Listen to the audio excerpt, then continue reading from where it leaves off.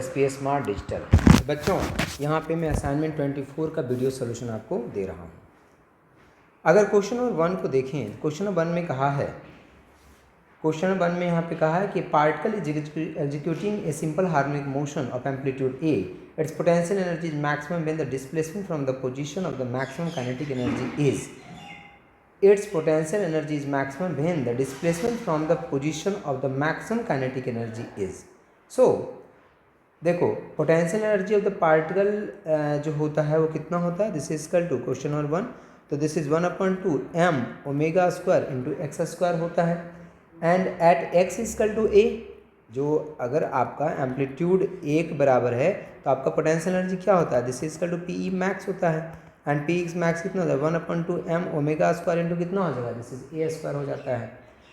So kinetic energy equal to कितना होता है, तो kinetic energy equal to this is 1/2 m omega square into this is A square minus कितना हो जाएगा, एक्स स्क्वायर।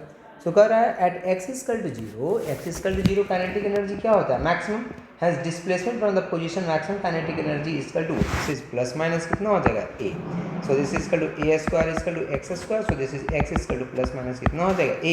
सो जो आपका करेक्ट आंसर है, जो B part is the correct answer. Now next question देखें, क्वेश्चन नंबर 2। क्वेश्चन नंबर 2 में कहा है यहाँ पे,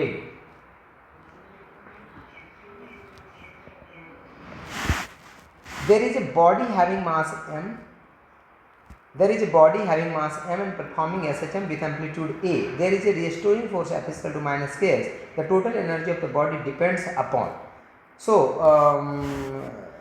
जो total energy of the body performing simple harmonic motion जो होता है, this is equal to question number 2 का answer, this is 1/2 m omega square into कितना हो जाएगा, दिस इज ए स्क्वायर हो जाएगा।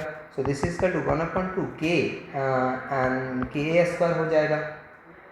सो के इक्वल टू कितना हो जाएगा, this is m omega square हो जाएगा। सो अगर इसका करेक्ट आंसर हम देखें तो इसका करेक्ट आंसर कौन सा है, B part is the correct.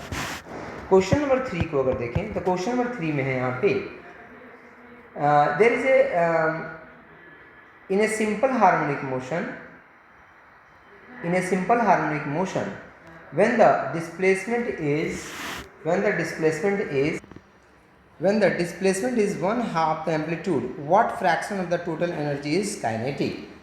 So total energy is equal to कितना होता है, this is equal to 1/2 m omega square into कितना होता है, a स्क्वायर होता है।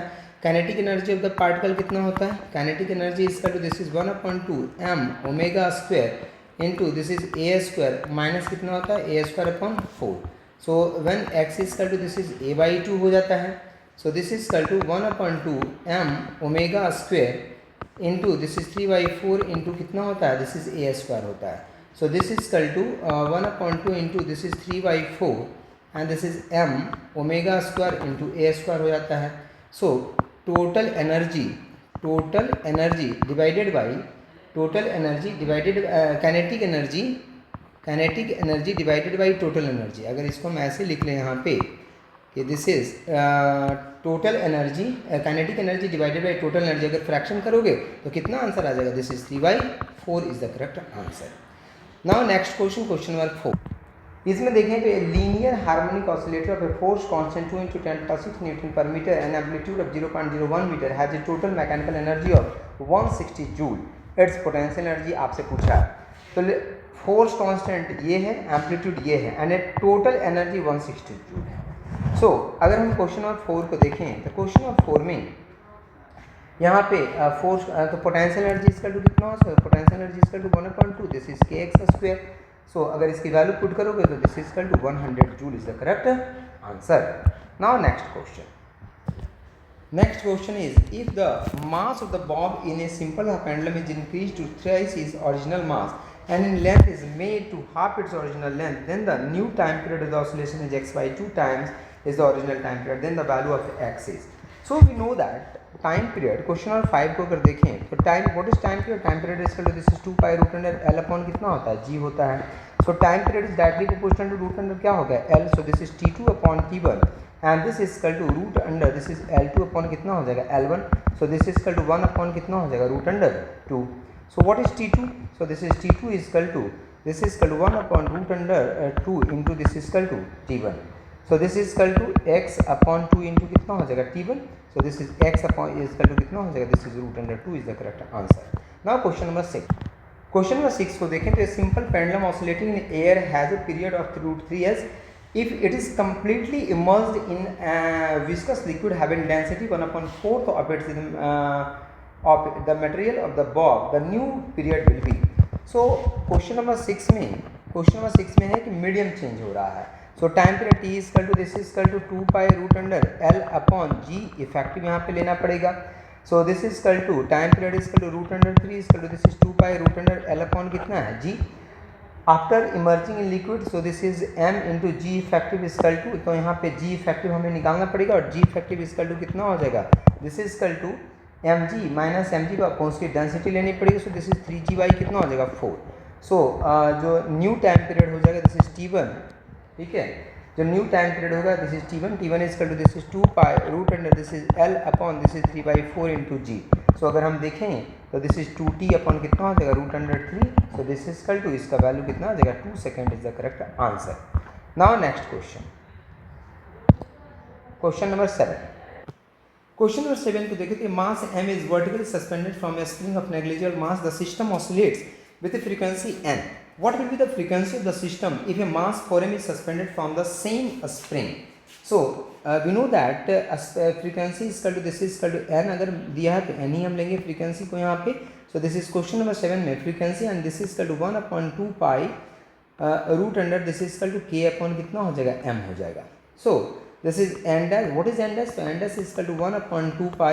This is equal to root under k upon कितना हो जाएगा, this is 4m हो जाएगा. So this is equal to 1/2 into 1/2 pi root under this is equal to k upon m. On putting all this value, so we get n dash is equal to कितना हो जाएगा, this is n/2 and this is the correct answer. Now question number 8. A mass m is suspended from a two coupled spring connected in series. The force constant for the spring are k1 and k2. The time period of the suspended mass will be.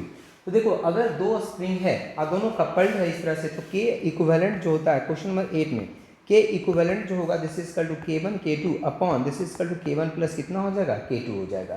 So time period t is equal to this is 2 pi root under m upon कितना होता है, this is k. So this is equal to 2 pi root under this is equal to m and this is k1 plus k2 upon कितना हो जाएगा k1 k2. So this is the correct answer. Now question number 9. Question number 9 को अगर देखें तो ये particle moving along the x axis execute simple harmonic motion, then the force acting on it is given by. So we know that the force is equal to F is equal to this is equal to minus of kx. F is equal to this is minus of kx होता है. So k is equal to this is equal to a into अगर हम capital के here capital k is equal to this is a into k. So what is correct answer? So correct answer is this is a part is the correct answer. Now question number 10. Question number 10 को अगर देखें यहाँ पे तो question number 10 में है कि a body executing simple harmonic motion with frequency n, the frequency of its potential energy is. So potential energy की फ्रीक्वेंसी आपसे यहाँ पे पूछा है. So displacement of a simple harmonic motion में क्या होता है, this is y and y is equal to this is a sine this is omega t and plus कितना होता है फाई होता है. And what is potential energy, potential energy 1/2 this is k y square होता है. So what is u? So u is equal to this is 1/2 k and this is a square, this is sin square, this is omega t and plus कितना हो जाएगा 5 हो जाएगा. So from equation 1 and 2, so what is time period t is equal to this is 2 pi upon omega होता है. तो initially this is 2 pi upon कितना हो जाएगा ओमेगा इसके लिए. अब इसके लिए अगर टाइम पीरियड तो फ्रीक्वेंसी इक्वल टू कितना हो जाएगा, दिस इज n1 और n1 equal to this is equal to omega upon कितना हो जाएगा 2 पाई हो जाएगा. लेकिन जब पोटेंशियल एनर्जी की अब बात करेंगे तो यहाँ पे अगर हम देखें सो अगर टाइम पीरियड हम बात करें this is y square and y square equal to this is a square this is sine square this is omega t and plus 5. तो इसका टाइम पीरियड तुम्हारा कितना हो जाएगा, this is t2 and t2 equal to this is pi upon omega. So what is n2, तो n2 equal to this is equal to omega upon pi. So this is n2 equal to this is equal to 2n1 n2 is equal to 2n1, so this is equal to 2 into n. So the 2 into n C part is the correct answer.